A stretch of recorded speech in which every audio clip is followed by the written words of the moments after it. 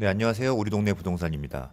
자, 오늘은 서울 미분양 아파트에 대해서 소개를 해볼 건데, 자, 서울 중에서도 자, 상도동에서 분양되는 아파트를 한번 보겠습니다. 자, 예쁘고 잘생긴 사람들은 나를 만나주지 않는다. 자, 이 말은 제가 예전에 부동산 강의를 들었을 때 거기 있던 강사님이 하셨던 말인데, 이 미분양 아파트, 오늘 소개할 미분양 아파트가 좀 얘기를 하자면, 노량진이나 흑성 뉴타운을 예쁘고 잘생긴 사람을 비유를 한 거고, 자, 이 지역보다는 조금 안 좋은 지역, 그거보다 좀 미치지 못하는 지역이 있는데 상도동이 바로 그런 지역이라고 얘기를 하는 겁니다, 지금.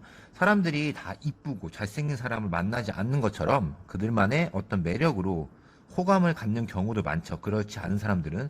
그래서 상도동 미분양 아파트를 보면서 괜찮게 보이는 점, 그리고 좀 안 좋게 보이는 점을 간단하게 한번 말해 보겠습니다. 상도동이면 지금 지도로 봤으면 이 한강 쪽의 아래쪽입니다. 자, 한강 쪽 주변에 보시면 자, 노량진 뉴타운, 흑선 뉴타운. 자, 이미 개발이 완료되고 지금 천지 개벽하고 있는 중에 있는 이 뉴타운들이 있습니다. 자, 상도동은 그 바로 아래 지역에 붙어 있는 지역입니다. 자, 상도동의 입지를 보면은 저번에 영상으로 나왔던 노량진 뉴타운이랑 좀 비슷한 점이 있는데, 자, 여의도랑 용산, 강남, 가산 디지털 단지. 자, 이렇게 말하는 거는 일자리들이 많은 곳에서 그렇게 멀지 않은 곳입니다. 자, 이렇게 입지도 괜찮고 개발 호재들도 있습니다. 뒤에 가서 얘기를 할 건데, 이런 곳에 왜 신축 아파트가 미분양에 났는지에 대해서 한번 설명을 해보겠습니다. 저는 개인적으로 여기를 실거주로 생각하고 한번 접근을 했습니다. 가장 큰 이유는 서울이고, 그리고 신축, 그리고 그냥 입지를 보고 생각을 했는데, 이 개인적으로 여의도 용산 쪽을 좀 왔다 갔다 해야 해서 이곳을 이제 보기 시작했습니다. 물론 노량진이나 흑성 뉴타운 뭐 있지만 뭐 작은 문제나 뭐 여러 문제로 좀 안 돼서 곧 들어가서 실거주할 수 있는 곳을 생각하다 보니까 이 상도동을 좀 보게 됐고, 지도를 좀 확대해 보면은 이 장승배기역 이 아래쪽에 상도 프루지오 클라베뉴, 이곳이 이제 미분양된 아파트입니다. 자, 우선 바로 옆에 상도 14구역, 상도 15구역이 있는데 여기가 신통. 뭐 예를 들어서 재개발이 5년 걸릴 걸 2년으로 준다. 이 절차를 조금 진행 속도를 빠르게 해서 진행한다는 건데, 그리고 이 주변에가 지금 다 빌라고 좀 낙후된 동네입니다. 근데 여기가 이제 많이 개발되고 그런 계획들이 상당히 많습니다. 뭐 모아타운, 뭐 지주택. 이 지주택이라는 거는 들어보셨을 거예요. 또 상당히 좀 어렵다, 하면 안 되는 투자다, 이런 얘기를 많이 하실 겁니다. 근데 이 상도동은 이 장승배기역 주변에 이 아파트들, 지금 지어진 아파트들도 대부분 다 지주택 사업으로 진행이 됐습니다. 그래서 이 상도동은 이 지주택의 밭이라고 불리는데, 지주택의 성공이 많이 된 사례가 상당히 많습니다. 자, 이렇게 신성통합기에 뭐 지주택, 모아타운 이런 개발 호재들이 많이 있습니다. 자, 주변에 이렇게 개발 계획이 많지만 지금 현재는 막 엄청 깔끔한 지역은 아니죠. 인프라도 뛰어난 지역도 아니고. 그래서 여기를 실거주로 생각하시는 분들이라면 이게 많이 걸릴 수도 있어요. 뭐 집에서만, 뭐 새 집이잖아요. 근데 집에서만 있을 건 아니니까. 자, 그리고 이제 주변에 어떤 교통을 보면은 장승배기역, 상도역 7호선이 있고 좀 아래로는 신림역이 있습니다. 이 아파트가 이제 역세권이다 얘기를 많이 나오고 있어요. 그런 식으로 홍보를 하고 있는데, 역세권이라고 하기엔 조금 무리가 있을 수가 있습니다. 장승배기역까지는 도보로 18분이 걸리고 상도역까지는 21분, 그리고 신림역까지는 이제 버스를 이용하는 건데, 자, 네이버 지도 기준상 이렇게 표시를 해봤는데, 자, 직접 장승배기역까지 왔다 갔다 해보면 뭐 성인 걸음으로 18분보다는 좀 덜 나오긴 했어요. 그래도 이제 여기가 역세권이라고 얘기하기는 조금 어려운 입지다라고 얘기를 많이 하고 있습니다. 그리고 이런 지하철역이 있는데, 자, 이제 서부선까지 개통 예정이라고 얘기를 많이 합니다. 왜냐면 이거는 지금 뭐 당장 내년, 내후년에 개통될 게 아니고 좀 상당히 좀 시간이 걸리는 것이기 때문에, 그래도 어떤 호재가 있기 때문에 설명을 드리면, 자, 지금 세전역까지, 서울대 입구에서 세전역까지 가는 건데, 중간에 이 상도동까지 이 아파트, 상도 푸르지오 이 아파트 바로 앞에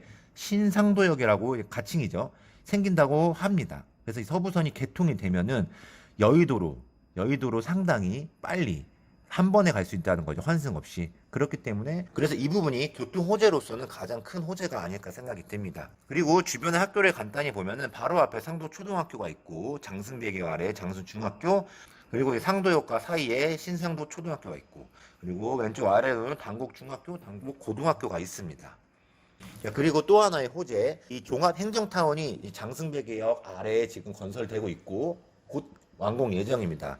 자, 이곳은 이 동작구 청사가 이전되는 곳인데, 자, 구 이외에 뭐 경찰서도 들어오고 우체국도 들어오고 행정기관, 도서관, 편의시설까지 이제 통합적으로 들어오는 겁니다.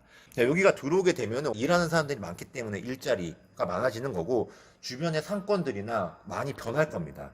상도동의 큰 변화, 좋은 쪽으로 변화가 일어날 거라고 예상이 됩니다.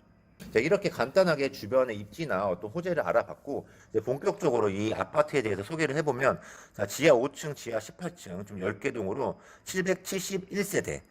자, 특이한 거는 이 모든 세대가 전 세대가 분양이 됩니다. 자, 대부분의 일반적으로 생각하기에는 조합원들이 있고 그 조합원들이 좋은 층, 로얄층이나 어떤 그곳을 미리 가져가고 나머지 남은 것들을 일반 분양을 하게 되는데 자, 여기는 특이하게 전 세대가 분양이 됩니다.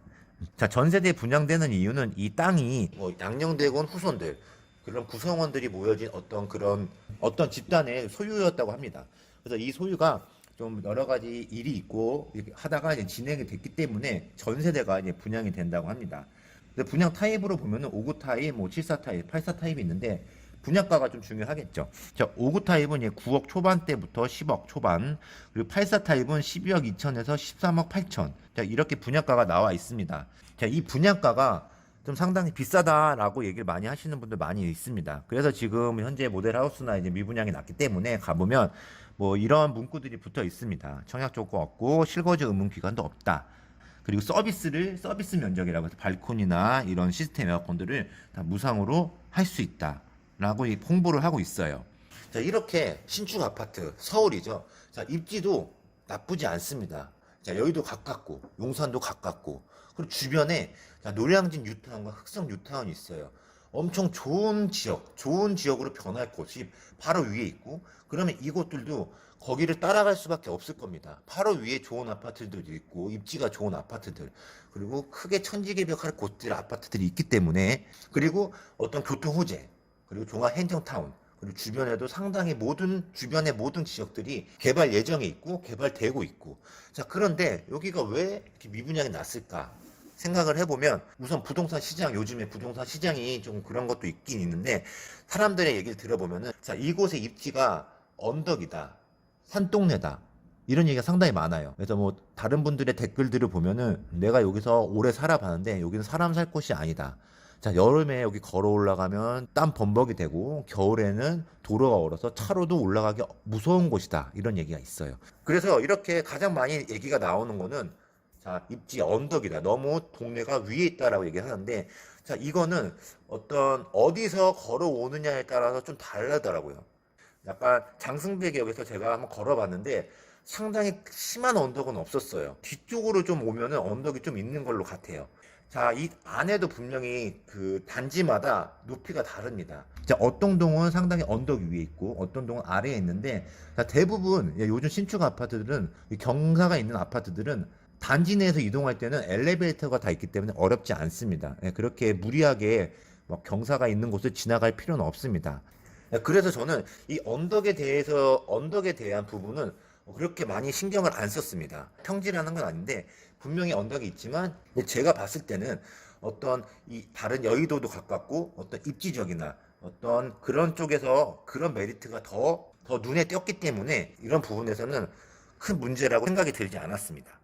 근데 제가 이제 가장 크게 조금 문제가 될 만한 것들 이렇게 설명을 드리면 자, 분양가죠. 네, 분양가인데 자, 분양가가 입지에 비해서 상당히 높다라고 얘기를 많이 하시는 거예요. 이런 분양가가 원인이 돼서 미분양이 낮다라고 얘기하시는 분이 상당히 많습니다. 그럼 분양가가 왜 이렇게 비싸다고 얘기를 하는 걸까? 주변이랑 비교를 해보겠습니다. 자, 우선 상도역 바로 앞에 있는 롯데캐슬. 자, 여기는 2021년 입주예요. 노후 아파트가 아닙니다. 준신축이죠. 3년 된 거. 자, 950세대가 있고, 자, 여기가 이제 84 타입이 작년 9월쯤에 14억대의 거래가 됐습니다.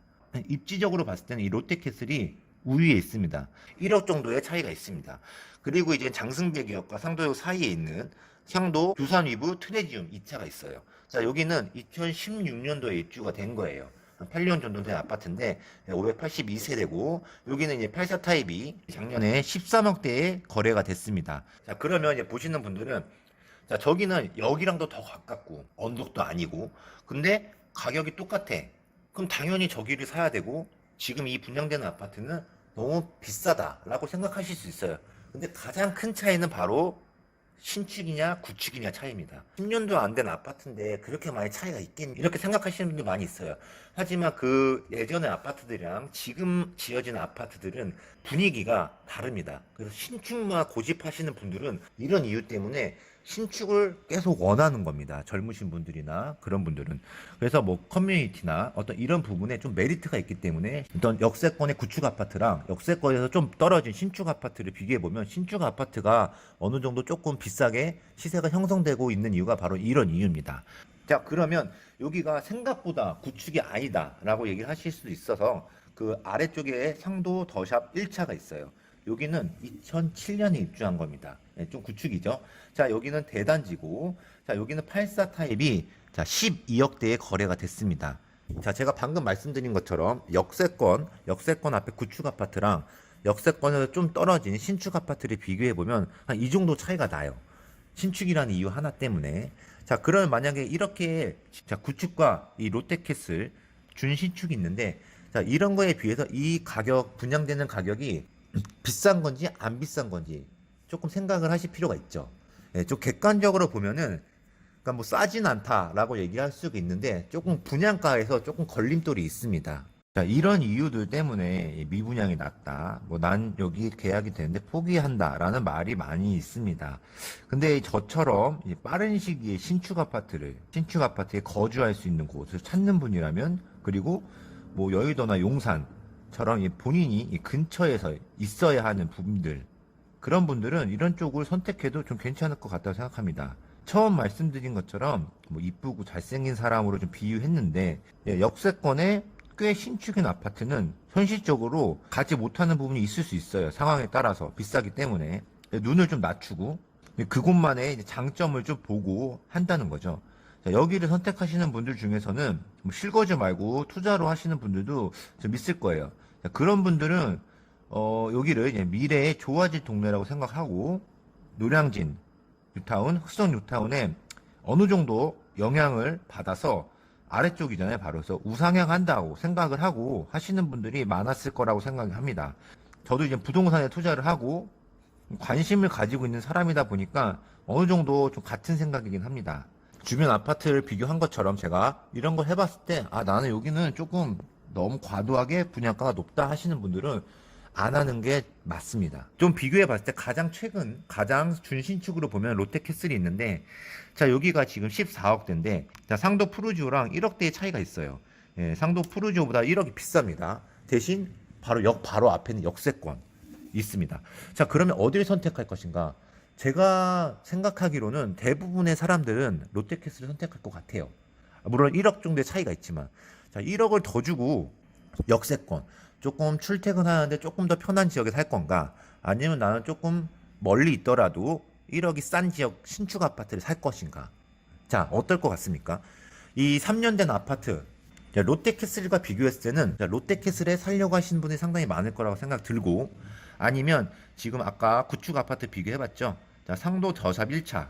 자, 여기는 10년 이상 된 아파트인데 어떤 좀 차이가 많이 나죠. 이 상도 푸르지오랑. 그리고 가격대도 비싸지 않아요. 자, 그러면 여기서 선택한다고 이 두 가지 중에 선택한다 그러면 상도 푸르지오를 선택할 수도 있어요. 아파트가 이 두 개밖에 없다고 하면은. 근데 지금 다른 아파트들이 있기 때문에 지금 이 아파트가 분양가가 너무 비싸다. 입지에 비해서 분양가가 비싸다라고 얘기가 많이 나오는 것 같습니다. 그렇기 때문에 요거를 고민하시는 분들이나 좀 보시는 분들은 자기와 어느 정도에 맞는지 이런 걸 따져서 선택을 잘 하시면 될 것 같습니다. 네, 지금까지 부동산을 잘 알고 싶은 남자 김동산이었습니다. 자, 즐거움하셨다면 구독, 좋아요 부탁드려요.